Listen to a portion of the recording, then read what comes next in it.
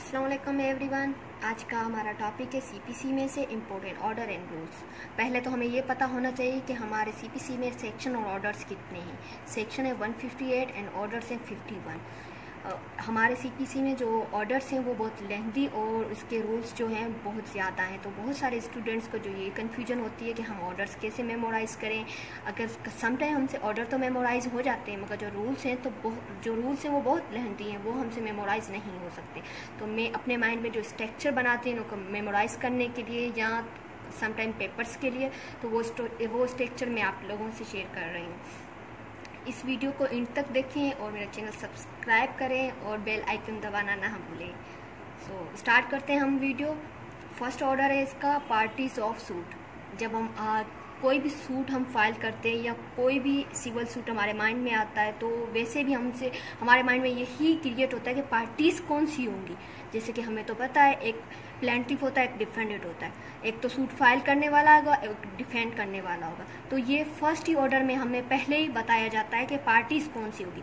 तो first order का first rule है वो बताता है who may be joined as a plaintiff. तो प्लेंटिफ कौन हो सकता है? वही जो क्लेम कर रहा है, जो प्लेंट फाइल कर रहा है वो प्लेंटिफ होगा। और वो एक भी हो सकता है, एक से ज़्यादा भी हो सकते हैं। अब उसे डिफेंड करने के लिए भी तो कोई ना कोई होगा ना, जैसे डिफेंडेंट हम कहते हैं। तो वो थर्ड रूल में हमें बताया जाता है who may be joined as a defendant. Defendant एक भी हो सकता है, एक से ज़्यादा भी हो सकते हैं।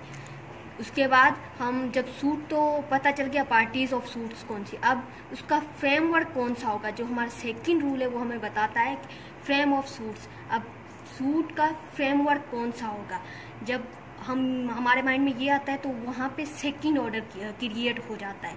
तो सेकंड ऑर्डर का जो फर्स्ट रूल है वो इसे डिफाइन करता है। सेकंड ऑर्डर का जो फर्स्ट रूल है वो डिफाइन करता है फ्रेम ऑफ सूट्स। तो फ्रेम ऑफ सूट जो आता है, तो फ्रेम ऑफ सूट जब हमारे माइंड में आता है तो उसमें फर्स्ट ऑफ ऑल पार्टिसिपेशन किसकी है, हमें पार्टिसिपेशन कौन सी है, हम किस टॉपिक पे आए, फॉर एग्जांपल जिस डिस्प्यूट्स के लिए आए, हमें क्या रेमेडी चाहिए और कौन सी हमारी लिटिगेशन है, वो हमें सेकंड ऑर्डर के फर्स्ट रूल में ही बता दिए जाते हैं। और उसका सेकंड रूल है सूट टू बी, उसमें बताया जाता है कि क्लेम क्या है, हमारा पूरे का पूरा क्लेम क्या है। फॉर एग्जांपल ये हमारी एक प्रॉपर्टी है, इसमें ए पार्ट है और बी है। हमें पूरा क्लेम करना है या हाफ करना है, हमें जुरिस्डिक्शन होगी, हमारा पूरा क्लेम है या हाफ है या प्रॉपर्टी क्या है, वो हम क्या इस सेकंड रूल में हम डिटरमाइन करते हैं। फॉर एग्जांपल हमने ओनली जो है ना ए पार्ट है जो उस पर हमने अपना क्लेम किया है, फॉर एग्जांपल सूट फाइल किया है, तो हम बताएंगे हमारा ए पे है या बी पे, या पूरी ए और बी पे हमने क्लेम फाइल किया है। तो इस तरह से फिर ये हमारे सेकंड रूल में बताया गया है। और थर्ड रूल में हमें बताया गया joinder of cause of action. Joinder of cause of action जो होता है, जो हमारे जब पहले तो हमें पता चल गया फ्रेम क्या है सूट का, फिर हमें पता चल गया क्लेम क्या है, अब हमारा काज ऑफ एक्शन क्या है। समटाइम क्या होता है, सिंगल होता है हमारा काज ऑफ एक्शन, समटाइम हमारा सेवरल भी काज ऑफ एक्शन हो सकता है, एक से ज़्यादा भी हो सकता है। For example A plus B plus C, ये भी हमारा काज ऑफ एक्शन होता है। मतलब अब आप बोलेंगे A B C cause of action कैसे हो सकता है। फॉर एग्जांपल ए मेरी शॉप है और बी उसमें पड़ा हुआ सामान है, और सी मतलब शॉप तो एस्टेब्लिश होगी ना, और सी जो है वहाँ के डॉक्यूमेंट्स वगैरह कुछ ना कुछ है, ठीक है ना। तो डिफेंडेंट ने क्या किया, पहले तो मेरी शॉप पे कब्जा किया, और बी जो मेरी शॉप के अंदर जो सामान था उसे भी एक्वायर किया और उसे इलीगली ट्रांसफ़र किया और कहीं और जगह पहुंचाया। सी जो डॉक्यूमेंट्स भी मेरे एक्वायर कर लिया, उसने होल्ड कर लिया अपने पास। तो ये एक से ज़्यादा काज ऑफ एक्शन हो गए। तो ये हम किस में क्लेम करेंगे, हमारा जो ऑर्डर 2 है उसका रूल 3 है उसमें हम पाएंगे। तो उसके बाद हमारे माइंड में आता है अब वो लोग आएंगे क्यों हमारे क्लेम करने के बाद। हम फॉर एग्जांपल ए और बी के बीच में डिस्प्यूट है, ए ने सूट फाइल किया बी के खिलाफ, अब बी को कैसे पता चलेगा और बी कैसे कोर्ट में आएगा। तो ये डायरेक्टली हमें ऑर्डर 5 जो है वो बताता है इशू एंड सर्विस ऑफ समन।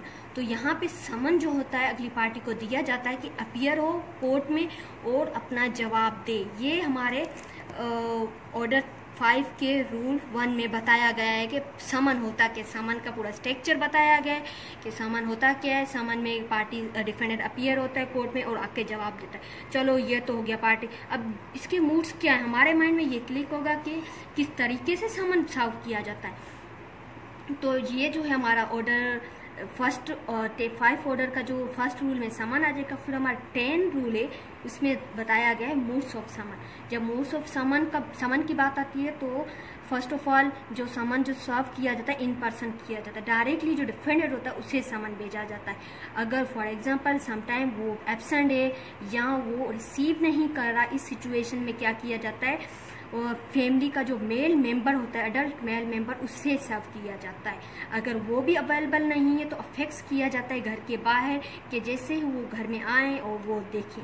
अब चलो ये तो हो गया। अभी सब्स्टिट्यूट सर्विस क्या होती है, फॉर एग्जाम्पल इन मूड से भी वो अपीयर नहीं हो रहा तो फिर कोर्ट क्या करती है, सब्स्टिट्यूट सर्विस जो होती है वो अप्लाई करती है। ये जो है हमारे ऑर्डर 5 के रूल 20 में बताया गया है कि सब्स्टिट्यूट सर्विस क्या होती है। सब्स्टिट्यूट सर्विस के 5 मूड्स होते हैं। ये अक्सर के MCQs में भी आते हैं, सब्स्टिट्यूट सर्विस के कितने मूड्स होते हैं, तो हमें पहले तो ये याद रखना चाहिए इसके 5 मूड्स होते हैं। फर्स्ट जो होता है बाय इलेक्ट्रॉनिकल मीन्स, मतलब इलेक्ट्रॉनिकल वे के जरिए भेजा जाता है समन। सेकंड जो होता है अर्जेंट मेल भेजी जाती है कि आप कोर्ट में अपीयर हो। अगर इससे भी नहीं होता तो बीटिंग ऑफ ड्रम किया जाता है, जो ये पुराने ज़माने में होता था, बीटिंग ऑफ ड्रम होती पर उसको बुलाया जाता था कि आए आप कोर्ट में हाजिर हो। और उसके बाद जो फोर्थ है हमारा वे, उसमें पब्लिकेशन होगी, उसकी पब्लिकेशन होगी फॉर एग्जांपल न्यूज़पेपर में या ऐसी जगह पे जहाँ से वो डायरेक्टली अपीयर हो सके। अगर इससे भी नहीं होता तो फिर से कोई ऐसा प्लेस जहाँ पे आना जाना हो लोगों का, वहाँ पे अफेक्स किया जाएगा और डिफेंडेंट को बुलाया जाएगा अपीयर हो और कोर्ट में अपना आंसर दे। और हमारा जो ऑर्डर 6 है वो है प्लीडिंग, जनरल प्लीडिंग भी कहा जाता है, जिसे ये जो होता है डिवाइड होता है 2 इम्पोर्टेंट ऑर्डर्स में। जो है 7 हमारा है प्लेंट और जो हमारा 8 है वो है रिटर्न स्टेटमेंट। और जो प्लेंट है उसके 2 मेन रूल्स हैं, जो 10, 11 जो आपको पता होगा। अगर रिजेक्शन वाला जो ऑर्डर्स हैं, जो रिजेक्शन और रिटर्न वाले 2 जो हमारे रूल्स हैं वो बहुत इंपॉर्टेंट है, मगर ये बहुत लेंथी भी है। इसके लिए जो है ना मैं सेकंड वीडियो बनाऊंगी, उसमें आपको डीपली समझाऊंगी। तो जो प्लेंट है वो डिवाइड हो जाती है 2 मेन ऑर्डर्स में भी कह सकते हैं हम, और 2 क्लासिफिकेशन भी हम इसकी बना सकते हैं प्लेंट और रिटर्न स्टेटमेंट पे। और उसके बाद जो इसका ऑर्डर 9 है appearance of the parties, party appear कब होंगी और किस टाइम होंगी कोर्ट में, तो उस पर हमारा ऑर्डर 9। जब ऑर्डर 9 की बात आती है तो हमारे माइंड में यही क्रिएशन होती है। जब हम भी स्टार्टिंग में थे हमने बोला अपीयरेंस ऑफ पार्टी, तो अगर पार्टी अपीयर ना हुई तो क्या होगा। जब पार्टी अपीयर नहीं होगी तो और इसका जो रूल 3 है उसमें बताया गया अगर कोई भी पार्टी अपीयर नहीं हुई तो सूट डिसमिस हो जाएगा। इसके बाद हमारे माइंड में आता है चलो अगर एक पार्टी अपीयर हुई तो क्या होगा, वेन ओनली प्लेंटिफ अपीयर, अगर प्लेंटिफ खाली अपीयर हुआ तो क्या होगा। जैसे कि हमारे रूल 6 में बताया गया है कि ओनली प्लेंटिफ अपीयर हुआ है, तो इसमें प्लेंटिफ अगर अपीयर होगा तो पहले देखा जाएगा कि जो समन है वो ड्यूली सबमिट हुआ है कि नहीं हुआ। अगर नहीं हुआ तो सेकंड समन भेजा जाएगा, अगर सेकंड समन पे भी नहीं आया तो जो सूट होगा वो एक्स पार्टी डिक्री हो जाएगा। इसके बाद हमारे माइंड में आता है कि अगर डिफेंडेंट खाली अपीयर हुआ है तो क्या होगा। जैसे कि हमारे जो 8 रूल है उसमें क्लियरली बताया गया है अगर डिफेंडेंट अपीयर होगा तो क्या होगा। पहले तो देखा जाएगा सेम प्रोसीजर होगा कि पार्टीज डिफेंडेंट ओनली अपीयर हुआ है या तो सूट डिसमिस किया जाएगा, या जहाँ देखा जाएगा जो डिफेंडेंट है अपना क्लेम को प्रूव करता है तो एक्स पार्टी डिक्री हो जाएगा। इसके बाद जो 9 जो मेन रूल है हमारा इसका 9, जिसपे हम अक्सर करे होती है 9 की एप्लीकेशन दे के रिस्टोरेशन ऑफ सूट किया जाता है, क्योंकि जो प्लेंटिफ के खिलाफ जो सूट जो प्लेंटिफ 8 में जो प्लेंटिफ के खिलाफ जो सूट एक्स पार्टी डिक्री हो गया है उसकी वजह से जो 9 में फ्रेश सूट जो होता है वो बार हो जाता है। फिर क्या करते हैं कि 9 की एप्लीकेशन दे के रिस्टोरेशन ऑफ सूट किया जाता है, क्योंकि फ्रेश सूट तो बार होता है। चलो इसके बाद ये जो मेन ऑर्डर है हमारा 13 जिसपे सेटिसाइज ऑफ डिक्री जो किया जाता है जो डिफेंडेंट के खिलाफ आती है, तो वो हम जाके ऑर्डर 13 में सेटिसाइज करवाते हैं हमारी डिक्री जो डिफेंडेड होता है। अब हम इसे मेमोराइज इस सब को हम इसी तरीके से मेमोराइज करेंगे। जैसे फर्स्ट रूल में था, हमारे फर्स्ट ऑर्डर में था पार्टीज कौन सी होंगी, पार्टीज डिफेंडेंट होगी और प्लेंटिव होगी। कौन होगा, कौन जो क्लेम करेगा और जो उसे डिफेंड करेगा। उसके बाद फ्रेम कौन सा होगा, जो फर्स्ट ऑफ ऑल हम पूरी अपनी एलिगेशंस, हमारे जो डिस्प्यूट होगा वो बयान करेंगे। उसके बाद हमारा क्लेम क्या है वो बयान करेंगे। फिर हमारा काज ऑफ एक्शन क्या है वो हमारा सेकेंड ऑर्डर बताएगा। उसके बाद हम 5वें ऑर्डर पे आ जाते हैं। 5वें ऑर्डर पे समन कैसे सर्व किया जाएगा, मतलब अपीयर कैसे करवाया जाएगा कि अगली पार्टी को इन्फॉर्म किया जाए कि आपके खिलाफ सूट फाइल हुआ है। तो उसमें जो हम फर्स्ट उसका ऑर्डर डायरेक्टली डील करता है कि समन है क्या। तो उसके बाद जो इसके 2 मेन रूल्स हैं, जो 10 और 20, जिसमें मूड्स कौन से हैं समन के, मोड्स ऑफ सर्विसेज क्या है, उन तरीके से अगर वो नहीं आते हैं डिफेंडेंट। उसके बाद 20 सब्सटीट्यूट सर्विस की जाएगी।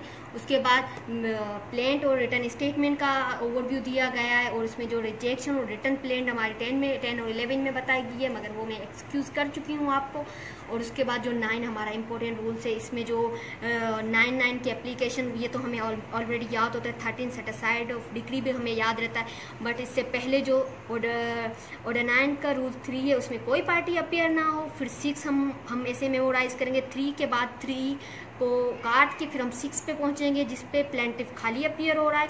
फिर 1 को काट के हम 1 पे पहुंचेंगे, तो वहाँ पे डिफेंडेंट अपीयर हो रहा है। अब डिफेंडेंट को नीचे डिफेंडेंट जो नीचे है, डिफेंडेंट के फेवर में डिग्री आ गई, तो इस सिचुएशन में हमारा जो प्लेंटिफ होगा वो अपने सूट को रेस्टोरेशन करवाने के लिए 9 की एप्लीकेशन देगा। फिर हम क्या करेंगे, जो 6 में डिफेंडेंट के खिलाफ डिग्री पास हुई वो कहाँ होगी, 13 में जाकर सेटिसाइज करवाएगा। सो ये था आज का टॉपिक। अगर आप चाहते हैं कि मैं ऐसी वीडियोस और बनाऊं और ये इस सीपीसी के ऑर्डर्स को कंटिन्यू रखूं, तो आप मुझे कमेंट्स में बताएं, या आपको कोई और वीडियो चाहिए किसी टॉपिक के मुताबिक, तो आप मुझे कमेंट्स में बताएं। और प्लीज़ मेरा चैनल सब्सक्राइब करें और बेल आइकन दबाना ना भूलें। Thank you so much.